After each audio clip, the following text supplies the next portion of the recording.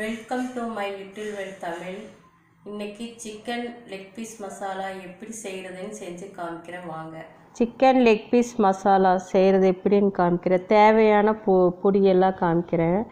Chicken பொடி, மிளகாத்தூள், சீரகத்தூள், கரம் மசாலா, சோம்புத்தூள், இஞ்சி பூண்டு பேஸ்ட்டு, வெங்காயம், தக்காளி, கருவேப்பிலை இதெல்லாம் வச்சுக்கணுங்க. அப்புறம் 1 கிலோ சிக்கன் லெக் பீஸுங்க. சின்னதாக பார்த்து எடுத்துக்குங்க.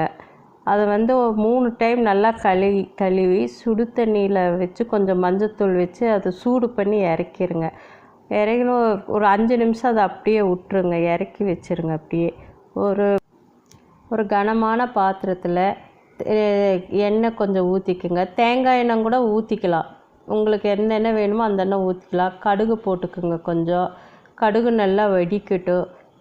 வெடித்து கொஞ்சம் சோம்பு போடுங்க. சோம்பு கொஞ்சம் சிம்மில் வச்சுக்குங்க எல்லாம். அப்போ கருவேப்பிலை போடுங்க.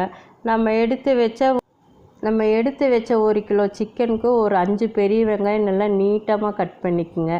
நல்லா நீட்டமாக கட் பண்ணி நல்லா வதக்கிக்குங்க. வதக்கி ஒரு 4 தக்காளி போடுங்க.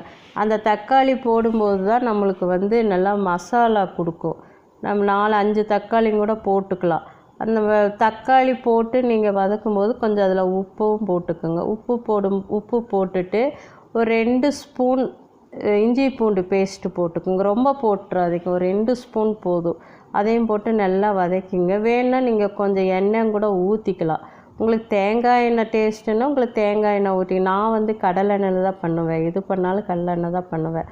அது நல்லா எல்லாம் வதக்கின பிறகு சிக்கன் பொடி ஒரு 2 ஸ்பூன், மிளகாத்தூள் 1 ஸ்பூன், உங்களுக்கு காரம் எந்த அளவுக்கு வேணுமோ அந்தளவுக்கு போட்டுக்கோங்க. கரம் மசாலா 1 ஸ்பூன் போடுவேன்.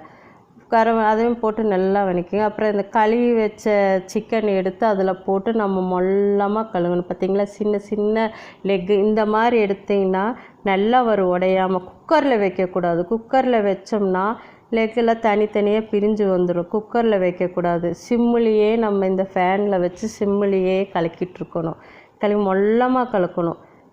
அந்த நம்ம சுடு தண்ணியில் வச்சோம்ல அதுலேயே கொஞ்சம் வெந்திருக்கும். அதனால் நம்ம அதுக்கு தான் நம்ம சுடு தண்ணியில் 2-3 டைம் நம்ம நல்ல தண்ணியில் கழுவிட்டு அப்புறம் சுடு தண்ணி வச்சு அதில் ஒரு 5 நிமிஷம் அப்படியே வச்சுன்னா அதுலேயே நல்லா என்னென்ன இதெல்லாம் இருக்குமோ அதுலேயே எல்லாம் இறங்கிடும். அப்புறம் அது வேகிறதுக்கு கொஞ்சம் உப்பு போடுங்க.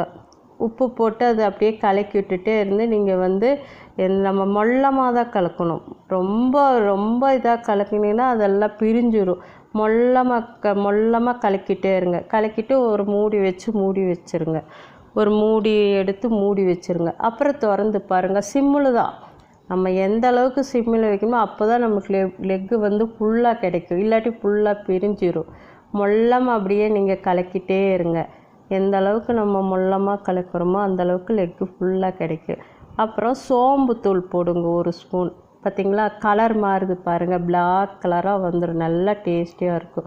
சீரகப்பொடி போடுங்க. சீரகப்பொடி ஒரு 2 ஸ்பூன் போடுங்க. இறக்கிறதுக்கு ஒரு 5 நிமிஷம் இருக்கும்போது தான் இதெல்லாம் போடணும். சிம்மில் வச்சு போடுங்க.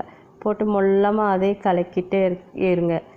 இதை டேஸ்ட் பண்ணி பாருங்கள். உங்களுக்கு அந்த டேஸ்ட் பண்ணி பார்த்து உங்களுக்கு தெரியும். அந்த டேஸ்ட்டு நல்லா வந்ததுன்னா உங்களுக்கு டேஸ்டியான chicken leg piece masala ready. இது சப்பாத்திக்கும் நல்லாயிருக்கும், ரைஸுக்கும் நல்லாயிருக்கும். இந்த சிம்பிளான லெக் பீஸ் மசாலா யார் வேணால் ஈஸியாக பண்ணலாம். இந்த ரெசிபியை செஞ்சு பார்த்துட்டு எப்படி இருக்குன்னு கீழே கமெண்ட் பண்ணுங்கள். மறக்காமல் சப்ஸ்கிரைப் பண்ணுங்கள், லைக் பண்ணுங்கள். நன்றி.